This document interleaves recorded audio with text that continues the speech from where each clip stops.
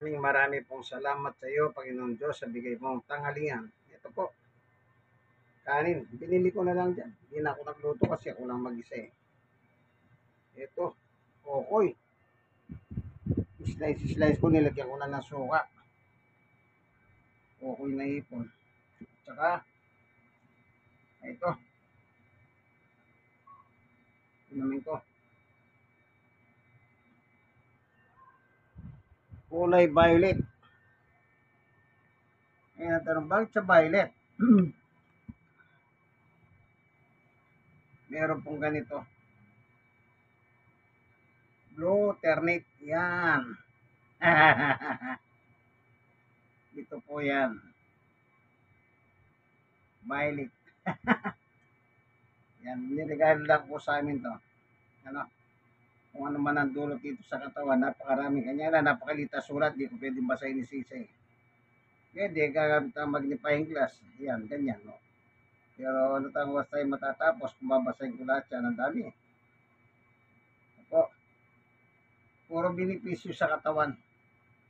Binasa ko kanina. O, meron pa nakalagay, oh.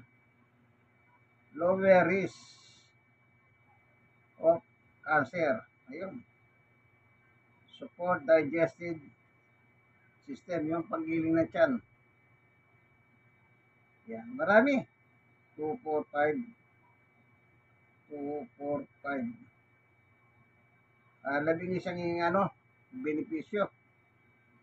Ingredients from 100% pure butterfly pea flower. Ayun, yun pala tawag doon, pure butterfly pea flower. Ayan, okay. Na at least nabasa natin. Kahit may magnifying glass. Okay, kain na po tayo. Kain na tayo, kaibigan.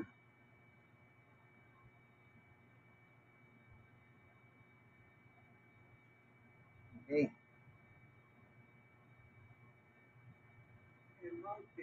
Dapat natural protection or natural barrier sa mga killer storm or killer floods. So, ang kumakalat ngayon sa social media ay ang daming bundok nasira tulad ito at ang daming mga forest area, flora and fauna ang nasira para mabuo yung 600 billion Dolomite Beach na isa sa pinaka-stupid and wasteful stupidity na project ng mga Duterte. Saan pa kayo makita na artificial beach na wala naman pwede maligo? Nakapunta na ako sa Costa del Sol. Hindi naman kasing ganda natin. Man-made rin, pero ang ganda at pwede ka maligo. Kahit hindi kasing ganda yung fine yung sun, pareho sa dyan yan sa Malaga region ng Spain. So, pero pwede ka maligo kahit medyo bato-bato. Pero okay lang, pinagtsatsagaan nila yan. Basta pwede ka maligo. Partly man-made rin yung Nice Beach o Nice dyan sa France. Yung tinatawag nila French Riviera. Nabisita ko na rin yan. Hindi rin kasing fine sun kaysa sa amin sa Zamboanga, sa Santa Cruz Island. Pink sun pa. Pwede rin maligo. Although sayang oras mo maligo kasi kung maglakad-lakad ka lang, marami kang makita na topless. So, sayang oras maligo. Ikot ka na lang para marami kang makita na ma-enjoy ka sa tanawin sa mga topless na French. Okay? So, minsan pati baba, wala. Okay? So, ganon rin sa Cannes. Ganon rin, pwede ka maligo.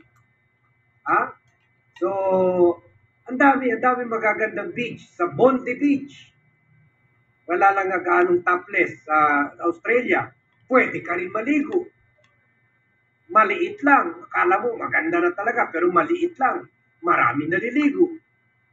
Pero dito, sa Dolomite Beach, hindi ka pwede maligo. Bawal ka maligo. In fact, mamamatay ka. Ang puno.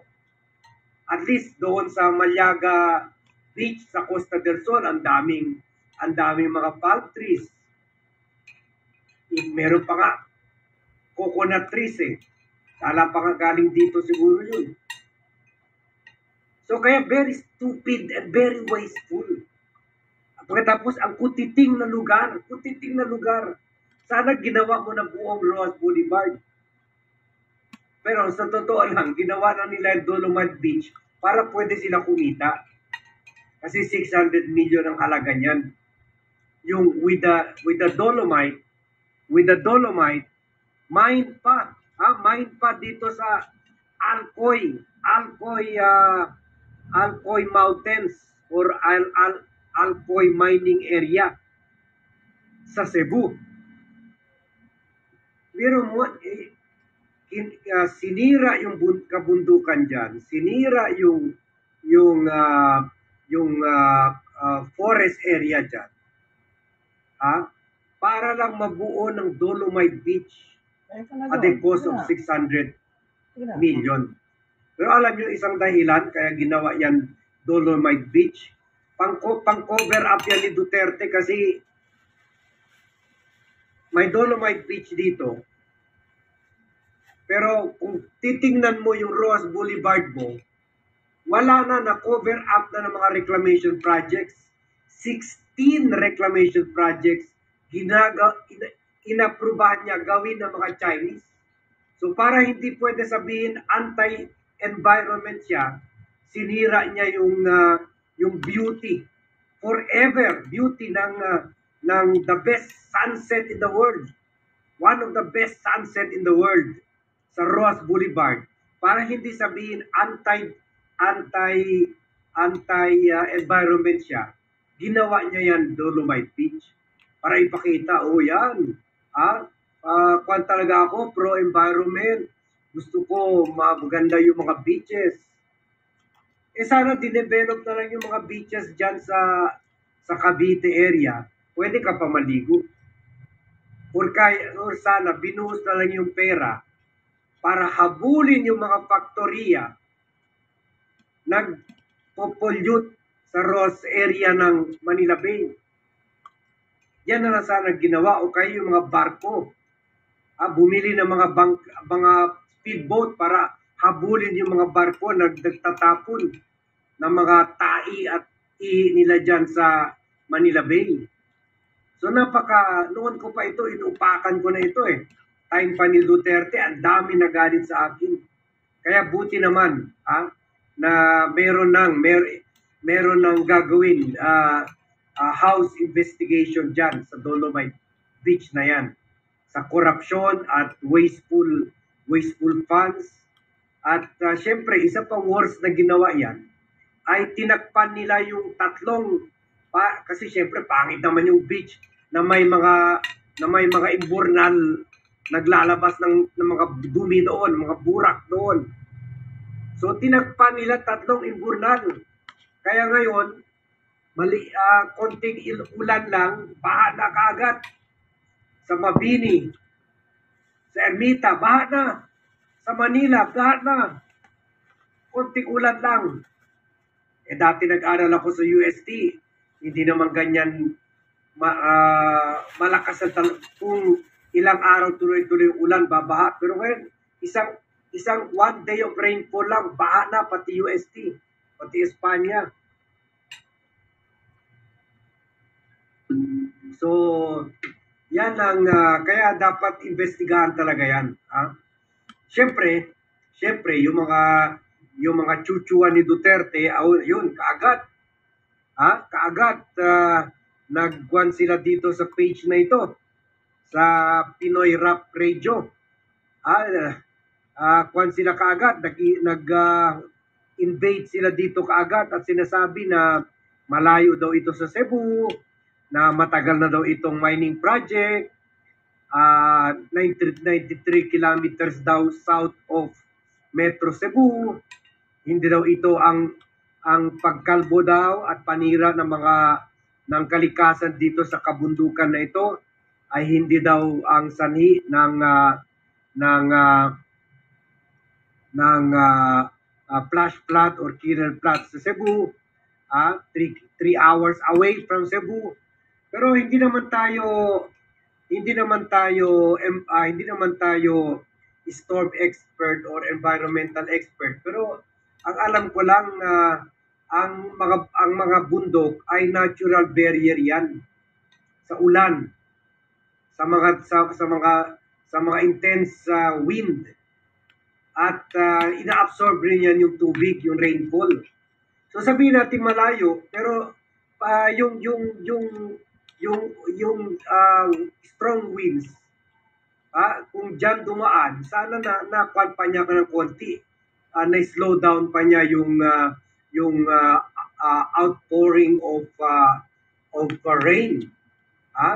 Kung may mga bundok pa dyan, kung intakto pa yung mga bundok dyan. Kasi alam naman natin, God intended everything for a purpose. So kahit malayo, I believe na meron pa yan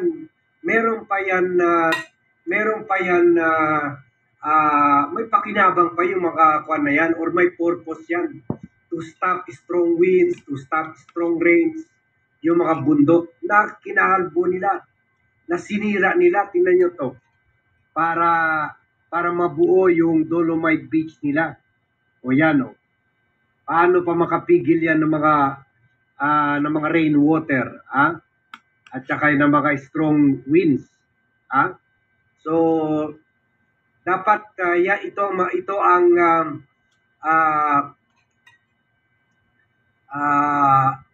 ang dapat imbestigahan rin ng Kongreso when they start investigation dito sa katiwalian, dito sa useless and wasteful waste of public funds na paggawa dito sa Dolomite Beach.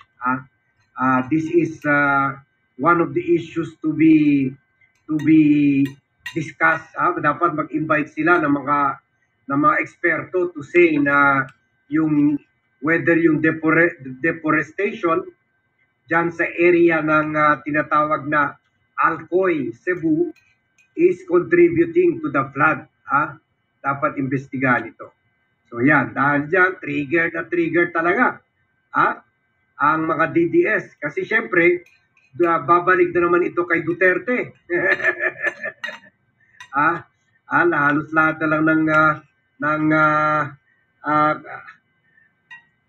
kababalaghan nangyari dito sa bansa natin, traceable kay Duterte, including itong paggawa ng Dolomite Beach na ito. So, alamin natin kung anong latest dito, kung paano ba yung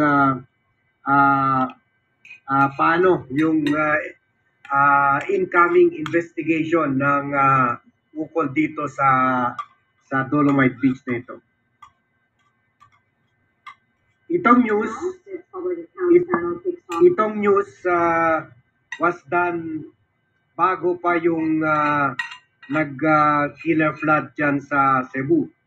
Kaya hindi pa na-discuss yung epekto ng pagmimina dyan ng Dolomite Beach sa Cebu floods. So ito issue related.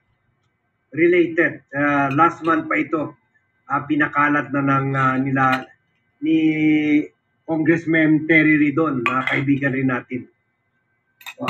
Pero sana dapat isama na ito sa investigasyon. Also from the lower house, its public accounts panel kicked off this month its probe of a controversial artificial beach project in Manila. Chairman and Congressman Terry Ridon says House inquiry will assess if the Duterte administration project is even necessary in the first place. The investigation will also examine its supposed impact on flooding in yung kaibigan kay Jesus, Senior, Key 64. persons invited to that hearing include officials Siroklos. economic, stroke, anim na to, not person with disability, anim na to. God bless the Lord. Thank you for watching. Like and share and share.